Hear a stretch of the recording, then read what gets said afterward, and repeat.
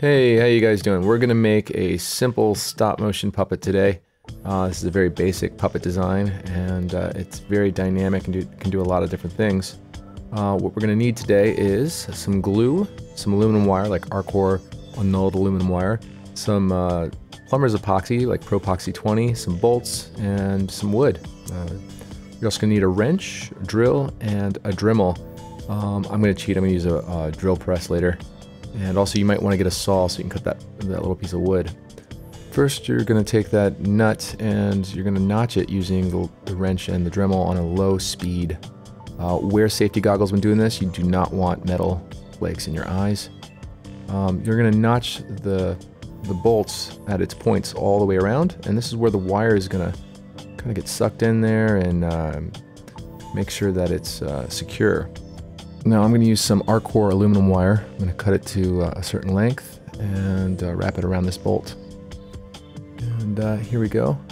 Bend that aluminum wire. You want to cut some strands out. And just make a loop. And then you're going to stick the bolt right in there. Should fit in, pop in, and then you're going to tighten it even more. And this should lock the bolt in place temporarily. Then you just twist it a little bit just to make sure it's really secure, and then you bring the two strands together. Make sure that the ends are even. Then you're going to stick it at the end of a drill and hold the bolt with the wrench and slowly spin that wire. And twisting this wire, this is like basically a standard that you do with clay animation puppets, but we're just bending this because it gives the puppet some strength. Alright, now clip off that little end. Alright, and you're going to make 4 of these, okay? So go and pause the video and make 4 of those things. Now, take some Zap-A-Gap or some super glue and glue the bolt in place at the end. Make sure not to get any glue within the threaded hole. And then there you go, there's 4 of them. Let them dry, sit, however long it needs to do. And then you can take a bolt and thread it through and mix together some plumber's steel, some Propoxy, until it turns into like a gray matter. And then you roll this in your hand. Like that.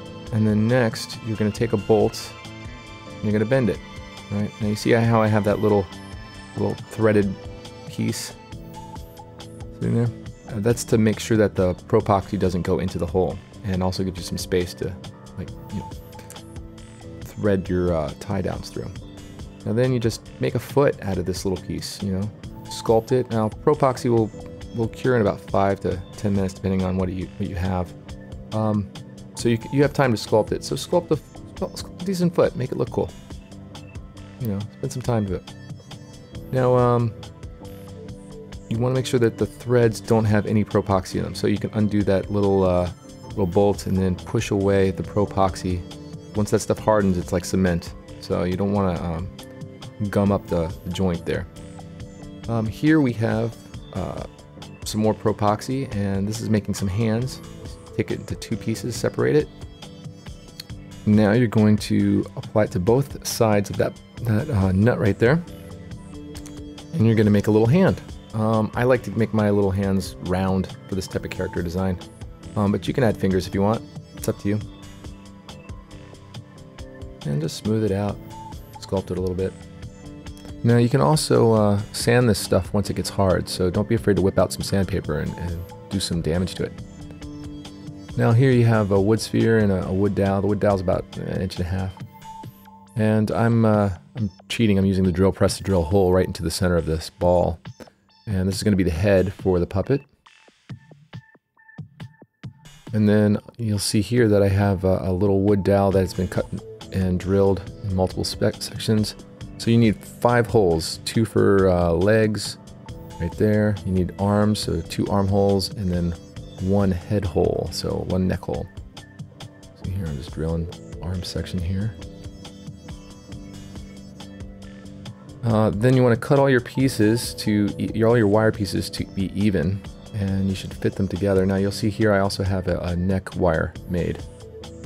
And you put them all together into the wood dowel, make sure they fit and they're even, and then you can glue them in. Take them out and then put some glue in there and then stick them back in. You can use Zap-A-Gap or Gorilla Glue or whatever you want. Here you'll see that the puppet is mounted on a wood block. This is for painting purposes, and I definitely suggest you do this. Then I primed the puppet here using car primer or all-purpose primer, and you let it sit and dry about a half hour to an hour.